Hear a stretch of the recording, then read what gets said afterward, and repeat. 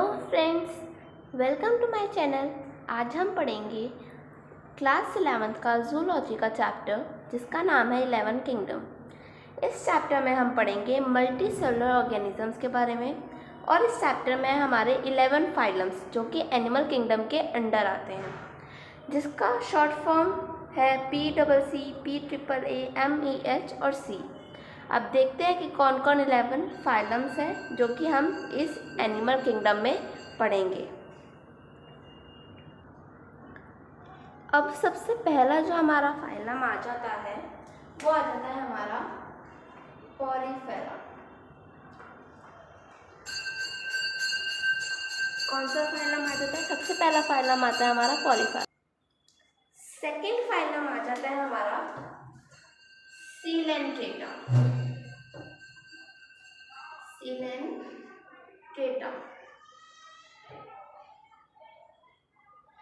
Third phylum आ जाता है हमारा टीनोफोरा। फोर्थ फाइलम आ जाता है हमारा प्लेटीहेल्मिन्थेस।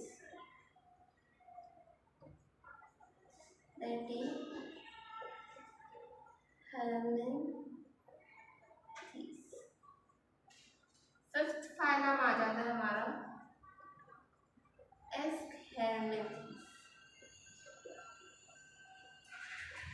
सिक्स्थ आ जाता है हमारा एनालिडा। सेवंथ आ जाता है हमारा आर्थ्रोपोडा और 8 आ जाता है हमारा मोलस्का। 9 आ जाता है हमारा इकाइनोडर्मेटा।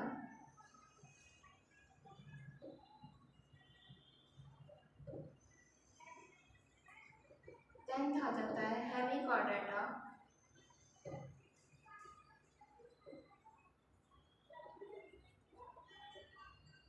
11th और लास्ट आ जाता है हमारा कॉर्डेटा।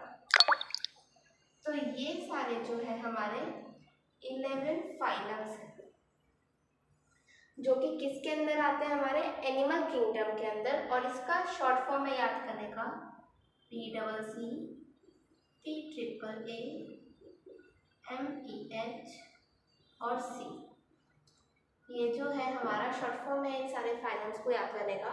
P से पॉलीफेरा, C से सिलेंट्रेटा, C से टेनोफोरा, P से प्लेटीहेल्मिन्थेस, A से एस्कहेल्मिन्थेस, A से एनालिडा, A से आर्थ्रोपोडा, M से मोलस्का, E से काइनोडर्मेटा, H से हेमिकॉर्डेटा और C से कॉर्डेटा। ये सारे जो है हमारे 11 फाइलम्स हैं जो कि हमें एनिमल किंगडम के अंदर पढ़ने हैं अभी आगे जाके। अब जो हमारा नेक्स्ट टॉपिक है वो हमारा आ जाता है बेसिस ऑफ क्लासिफिकेशन। आखिर ऐसे कौन कौन से कैरेक्टरिस्टिक्स हैं जिस कारण से इन 11 फाइलम्स को इस एनिमल किंगडम में रखा गया है, वो कैरेक्टरिस्टिक्स हमारे हो जाते हैं basis of classification.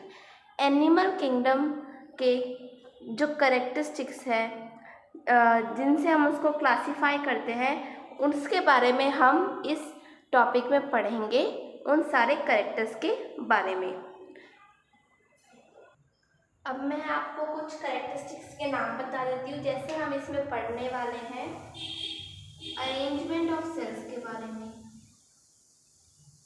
Arrangement of sales, इसके बारे में हम पढ़ेंगे।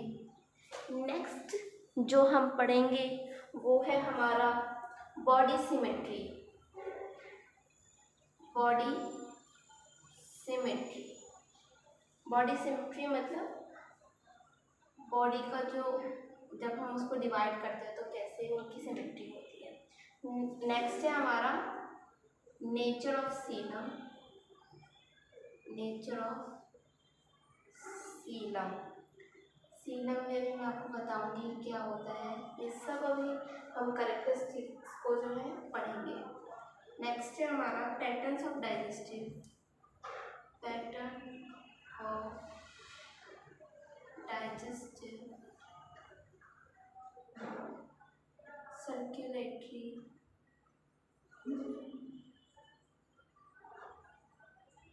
और reproductive system.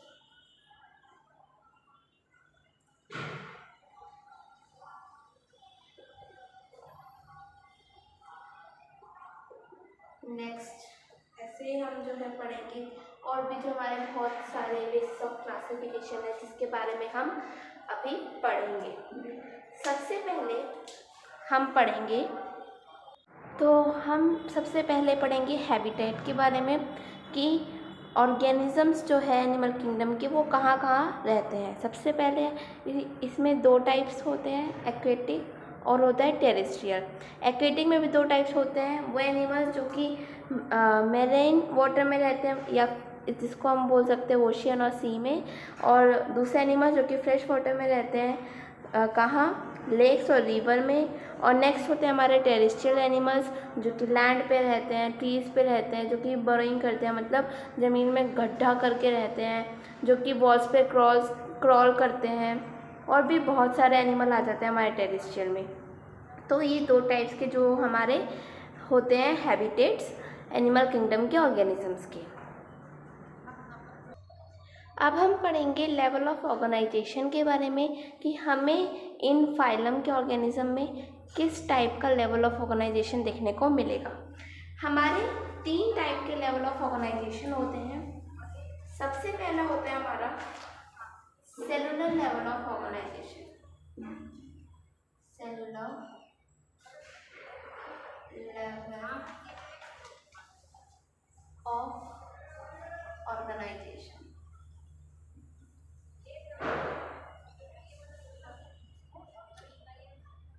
Cellular level of organisation ये क्या होता है हमारा, there is no coordination between cells. There is no coordination between cells, okay, and no labeling,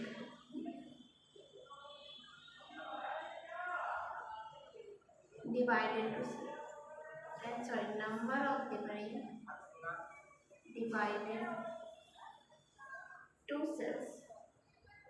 इसमें क्या होता है हमारे सेल्स के बीच में किसी भी टाइप का कोऑर्डिनेशन नहीं होता, क्योंकि अगर हमारे सेल कोऑर्डिनेट कर जाएंगे बहुत सारे सेल तो वो टिश्यू बना लेंगे, इसलिए हमारा इसमें जो है कोऑर्डिनेशन देखने को नहीं मिलता है। और सब सेल्स के पास अलग अलग जो है काम होता है, अलग अलग वो बॉडी के फंक्शंस जो है परफॉर्म करते हैं अलग अलग टाइप के सेल। अब नेक्स्ट आ जाता है हमारा tissue level of organisation. Tissue level of organisation.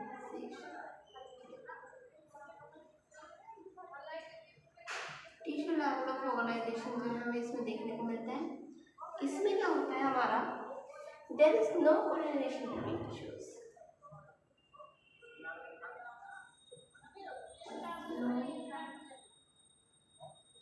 Coordination between tissues. इसमें जो हमारे टिश्यूज के बीच में जो है कोऑर्डिनेशन देखने को नहीं मिलती है। नेक्स्ट से हमारा organ level of organisation.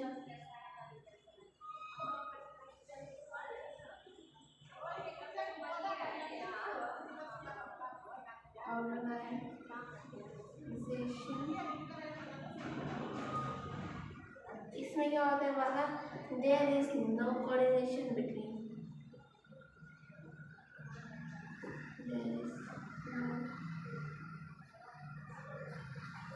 coordination between organs of organism। इसमें जो है हमारे ऑर्गेनिज्म के ऑर्गन्स के बीच में कोई भी कोऑर्डिनेशन देखने को नहीं मिलती, मतलब एक ही ऑर्गन जो है वो काम करता है अपना अपना, हर एक ऑर्गन अपना अपना काम करता है। नेक्स्ट होता है हमारा organ system of organ system level of organisation, उसमें क्या होता है, हमारे बहुत सारे ऑर्गन्स मिलके एक स्पेसिफिक फंक्शन करते हैं, उसको हम organ system level of organisation बोलते हैं, जो कि हमारे ह्यूमन बींग्स में देखने को मिलती है। नेक्स्ट अब हम पढ़ेंगे बॉडी प्लेन के बारे में। बॉडी प्लेन क्या होता है। नेक्स्ट टॉपिक है अब हमारा बॉडी सिमेट्री, कि बॉडी सिमेट्री के बेस पे हम कैसे उनको क्लासीफाई करते हैं। सबसे पहले हमारी आ जाती है एसिमेट्रिकल।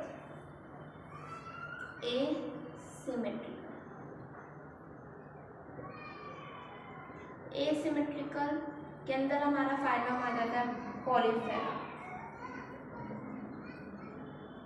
एसिमेट्रिकल मतलब होता है कि जिसकी कोई भी हम सिमेट्री ना कर सके, मतलब उसका ऑर्गेनिजम्स मान लो ये है हमारा, ये हमारा एक स्पॉन्ज हो गया, ये हमारा पॉलीफेरा का मेंबर। अगर मैं इसकी यहाँ से सिमेट्री करना चाहूँ तो इसके जो दो हाफ हुए हैं वो एक दूसरे से आइडेंटिकल नहीं होंगे। जब भी अगर हम एसिमेट्रिकल मतलब यही होता है कि अगर हम किसी चीज़ की सिमेट्री करते हैं और उसके जो दो हाफ्स आते हैं या फिर जितने भी हम हाफ्स जो आते हैं वो सारे अगर एक दूसरे से मैच ना करते हो, एक दूसरे से जो है आइडेंटिकल ना हो, तो हम उसको बोलते हैं एसिमेट्रिकल। इसलिए हम पॉलीफेरा, जो हमारा फाइलम जो पॉलीफेरा है वो हमारा पूरा का पूरा आ जाता है हमारा एसिमेट्रिकल के अंदर, क्योंकि इस फाइलम के मेंबर्स की अगर हम सिमेट्री करते हैं तो जो उसके दो हाफ्स आते हैं वो एक दूसरे से आइडेंटिकल नहीं होते। नेक्स्ट आ जाती है हमारी रेडियल सिमेट्री।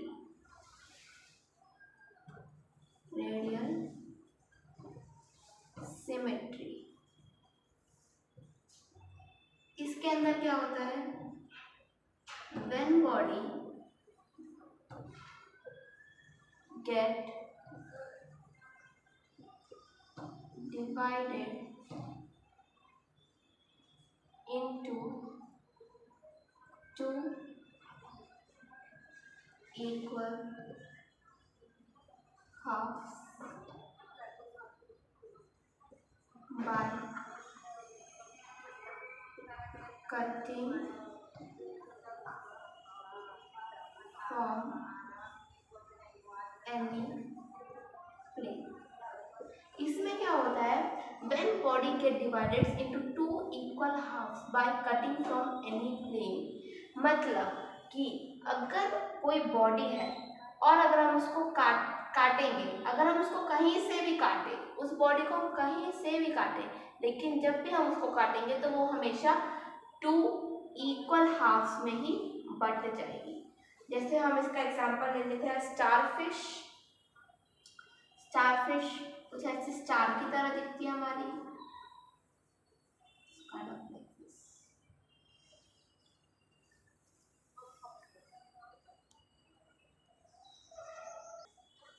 जैसे मान लो ये है हमारी स्टारफिश। अगर मैं इसको यहाँ से काटूँ, इसकी सिमेट्री करूँ तो एक टू आइडेंटिकल हाफ्स में बढ़ गई, और अगर मैं इसको यहाँ से काटना चाहूँ तो ये तब भी टू आइडेंटिकल हाफ्स में बढ़ गई। अगर मैं इसको यहाँ से काटना चाहूँ तो ये तब भी टू आइडेंटिकल हाफ्स में है, यहाँ से काटूँ तो तब भी टू आइडेंटिकल हाफ्स में है। मतलब मैं इसको कहीं से भी काटूंगी तो ये हमेशा टू आइडेंटिकल और इक्वल हाफ्स में ही बटेगी। तो उसी सिमेट्री, उस टाइप की सिमेट्री को हम बोलते हैं रेडियल सिमेट्री। जब हम किसी भी बॉडी को किसी भी प्लेन से काटेंगे तो वो हमेशा टू इक्वल और आइडेंटिकल हाफ्स में बट जाता है, उसको हम बोलते हैं रेडियल सिमेट्री। थर्ड हमारी बाइलेटरल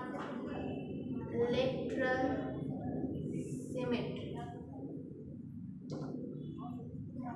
बाइलेटरल सिमेट्री क्या होती है, if any body cut by one plane and get divided